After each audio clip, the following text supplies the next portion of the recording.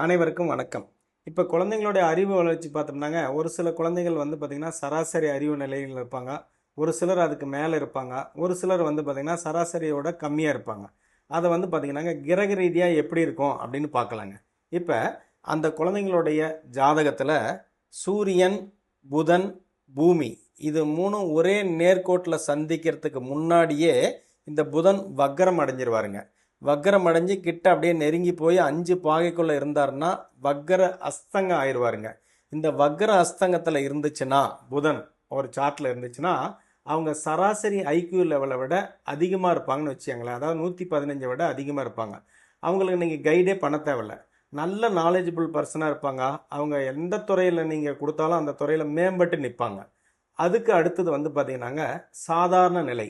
அந்த சாதாரண நிலைக்கு எப்படி இருக்குன்னு பார்த்தோம்னாங்க, சூரியன் பாகையிலிருந்து புதன் பாகை 5 பாகைக்கு மேலே போய் 23 பாகைக்குள்ளே இருந்து 23 பாகையிலேருந்து 5 பாகைக்குள்ளே இருந்தால் இது சாதாரண நிலைன்னு சொல்லுவாங்க.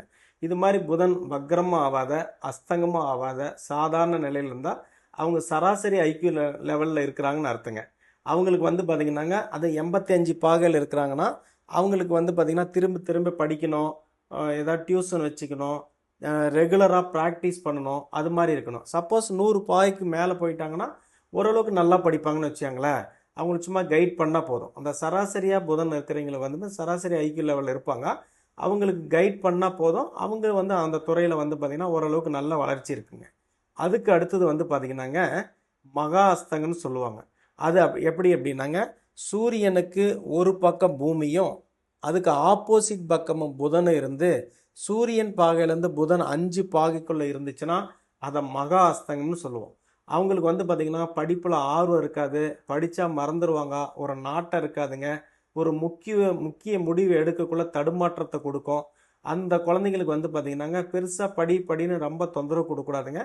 ஜஸ்ட் ஓரளவுக்கு ஆவரேஜாக மார்க் எடுத்தால் போதும்னு சொல்லி அதுக்கு வந்து பார்த்திங்கன்னா அவங்களுக்கு எதாவது ஹோம் டியூஷனோ வேறு எதாவது பூஸ்ட் பண்ணியோ படிக்க வச்சு அவங்களுக்குன்னு ஒரு தனித்திறமை இருக்குங்க. அதாவது நல்லா டிராயிங் வரைவாங்க, அல்லது அவங்களுக்குன்னு வந்து பார்த்திங்கன்னா ஏதாவது ஒரு ஸ்போர்ட்ஸில் இது மாதிரி தனித்திறமை இருக்கும். அது எதுன்னு கண்டுபிடிச்சி அதுக்கு நல்ல பயிற்சி கொடுத்து அந்த துறையில் வந்து அவங்கள வந்து வருமானத்தை ஈட்டுற மாதிரி ஒரு கைட் பண்ணுறது பெற்றோருடைய கடமையாக இருக்கணுங்க. நன்றி, வணக்கம்.